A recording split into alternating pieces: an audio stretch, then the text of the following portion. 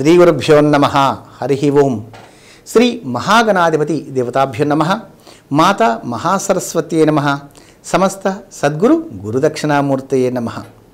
Doctor Jandhyala Shastri YouTube channel వీక్షిస్తున్న భక్తులందరికీ కూడా, సేవకులందరికీ కూడా లింగరూప శని భగవాన్ యొక్క అనుగ్రహం సంపూర్ణంగా లభించాలని కోరుకుంటూ, ఆశిస్తూ, ఆశీర్వదిస్తూ, శన్యరిష్టేతు సంప్రాప్తే శనీశ్వర పూజాంచ కారయేత్ శనీశ్వర ధ్యానం ప్రపశ్యామి, ప్రాణపీడోపశాంతయే అంటారు.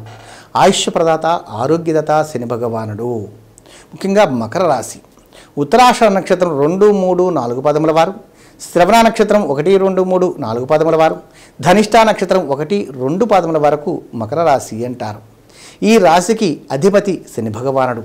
అయితే ఈ మాసంలో శని భగవానుడు వాక్కారకుడై ఉన్నందువల్ల మీరు మాట్లాడే విధానం, ఎదుటి వ్యక్తితో మాట్లాడే విధానం కానీ, వారి వద్ద నుంచి తీసుకున్నటువంటి ఆలోచన విధానాన్ని కానీ పరిగణలోకి తీసుకొని ఒక మంచి ఆలోచన విధానంతో మీరు నిర్ణయాలు కానీ తీసుకున్నట్లయితే, మీకు స్థితి విధానంతో మీ యొక్క ఆలోచన విధానం పరిగణలో తీసుకుని మాత్రమే ముందరికి వెళ్ళినట్లయితే సంపూర్ణమైన విజయప్రాప్తి మీరు పొందాలని భావిస్తూ, ముఖ్యంగా మకర రాశి పరంగా మనం గమనించినట్లయితే మీ యొక్క స్థితి వాక్శుద్ధి కొరకు కానీ, ఆరోగ్య ప్రాప్తి కొరకు కానీ ఏదైనా ఒక దివ్యక్షేత్రంలో శమీ వృక్షము అంటారు. శమైతే పాపం శమీ శత్రు వినాశిని అంటారు. ఎందుకంటే అర్జునుడు బాణములు దాచిపెట్టింది కూడా జమ్మి చెట్టు మీదే. దసరా పండుగ రోజు మనం పూజ చేస్తున్నటువంటి పారువేట ఉత్సవంలో ముఖ్యంగా గమనించేది జమ్మి చెట్టు. వ్యవసాయ పరంగా మనం గమనించినట్లయితే ప్రతి వ్యవసాయ క్షేత్రంలో కూడా ఒక జమ్మి చెట్టు ఉండడం సాధారణంగా మనం చూస్తూ ఉండేవాళ్ళం.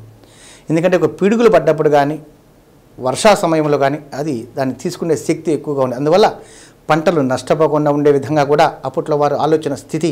ఈ రోజుల్లో మనం ఒక దేవాలయం మీద ఒక రాగిది చిన్న రాడ్ ఎలా అమరుస్తున్నారో, కలశం ఎలా అమరుస్తున్నారు, రాగి కలశాలు ఒక దేవాలయాన్ని కాపాడడం కోసం ఏ విధంగా ఆలోచన స్థితి ఎలా ఉందో, ఒక కరెంట్ వైర్ ఎర్త్ రూపంలో కింద రాడ్కి ఎలా వైర్ తీసుకెళ్ళి బిగిస్తున్నారు, అట్లా ఒక జమ్మి చెట్టు దగ్గరలో ఒక పొలంలో ఉండటం వల్ల ఆ యొక్క ప్రాంతం అంతా కూడా ఆ పిడుగుల బారి నుండి కాపాడే శక్తి ఆ జమ్మి చెట్టు రూపంలో ఉండేది. కాబట్టి ఎందుకంటే జమ్మి చెట్టు గురించి ఈరోజు మీకు చెప్పడానికి గల కారణం, ముఖ్యంగా మకర రాశికి అధిపతి శని భగవానుడు. కాబట్టి ఇక మకర రాశి వారు జమ్మి చెట్టుకి ప్రతి నిత్యం కూడా నమస్కారం చేయటం ద్వారా కానీ, ఆ చెట్టు వద్ద నువ్వుల నూనెతో దీపారాధన చేయటం వల్ల కానీ సర్వకార్యం నుండి విజయప్రాప్తి మీరు పొందుతారని తెలియజేస్తూ, ఎందుకంటే ప్రయాణపరంగా తీసుకోవాల్సిన జాగ్రత్తలు, మాట్లాడే విధానంలో స్నేహితుల వద్ద, హితుల వద్ద, బంధువుల వద్ద తగిన జాగ్రత్తల గురించి మీకు తెలియజేస్తూ, మనం తీసుకునే నిర్ణయంలో తగిన జాగ్రత్తలు తీసుకుంటారని, మాట్లాడే విధానంలో సరైన మార్గం, సరైన సమయాన్ని నిర్దేశించుకొని సరైన విధానంతో, సహనంతో, శాంతంతో మీరు తీసుకునే నిర్ణయాలు కానీ మాట్లాడే విధానంలో కానీ చూపించినట్లయితే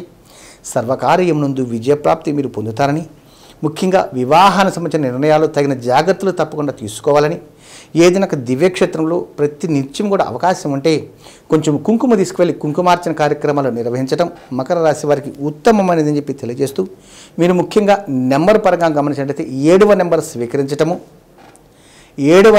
స్వీకరించటము, అంతేకాకుండా మన స్నానం ఆచరించే సమయంలో కొంచెము లవణము నీటిలో వేసుకొని